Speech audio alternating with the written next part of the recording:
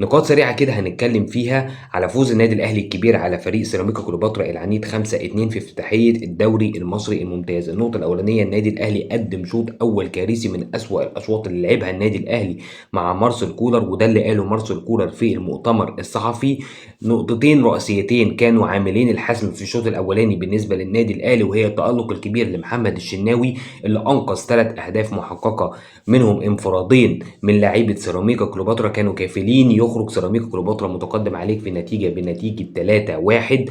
النقطة الثانية المهمة، وسام أبو علي. وسام أبو علي يا جماعة لو ركزتوا في الشوط الأولاني هتلاقوا إن وسام أبو علي هو اللي ضغط على أحمد رمضان بيكهام، خلى بيكهام يضغط ويلعب الكرة لحسين الشحات علشان الشحات يتقدم بالكرة ويشوط قذيفة ما يقدرش يتصدى ليها بسام ويحرز الهدف الأول للنادي الأهلي. كمان وسام أبو علي هو اللي أحرز وتكفل بإحراز الهدف الثاني للنادي الأهلي في آخر دقايق الشوط الأولاني، علشان الاثنين لعيبه دولت يقودوا النادي الاهلي للتقدم الغير مستحق في الشوط الاول. النقطه الثانيه بقى، سر فوز النادي الاهلي الكبير هي التدخل السريع لمارسيل كولر مع بدايه الشوط الثاني. التغييرات اللي عملها مارسيل كولر مع بدايه الشوط الثاني، وهي خروج المدافع الغير موفق والسيء جدا والبطيء جدا جدا جدا يوسف ايمن، ونزول خالد عبد الفتاح مكانه. كمان خروج كوكا المختفي تماما في وسط الملعب واللي ما كانش ليه دور واضح في وسط الملعب، ونزول قفشه رجح كفه النادي الاهلي في الشوط الثاني، خلى النادي الاهلي مستحوذ على الكوره، مسيطر على الكوره. تغييرات اكتر من رائعه من مارسيل كولر، بتقول ان انا مدير فني فاهم،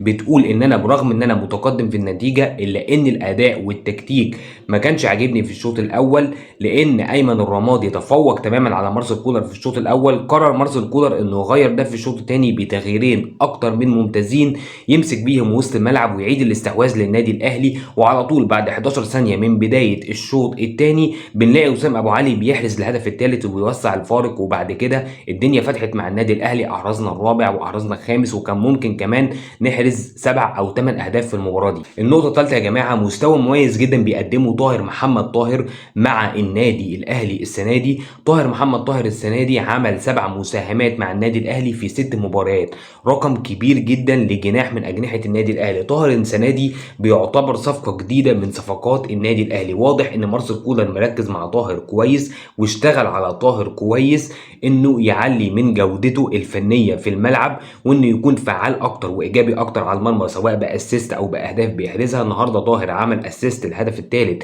لوسام ابو علي واحرز الهدف الخامس للنادي الاهلي. طاهر محمد طاهر بيجبر مارسيل كولر انه يقعد 2 محترفين على الدكه، بيرسي تاو ورضا سليم.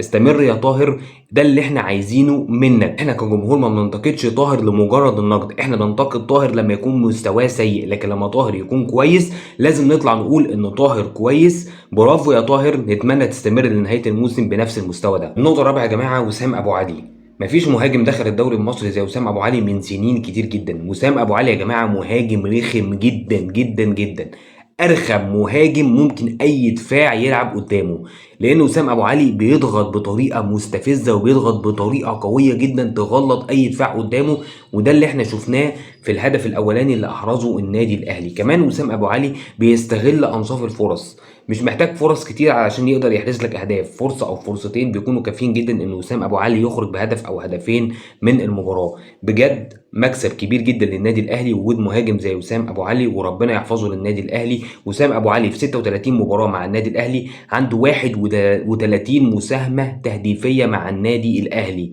26 هدف و5 اسيست، ارقام رهيبه لمهاجم النادي الاهلي الفذ وسام ابو علي. بس ده كان كل اللي معانا النهارده. اتمنى لو الفيديو عجبكم تدعمونا بلايك بشير، مستني اراكم في الكومنتات، والسلام عليكم ورحمه الله وبركاته. ومبروك للنادي الاهلي، فوز كبير، بدايه قويه للنادي الاهلي، انطلاقه ولا اروع، بترعب كل المنافسين منك في بدايه الدوري. سلام عليكم.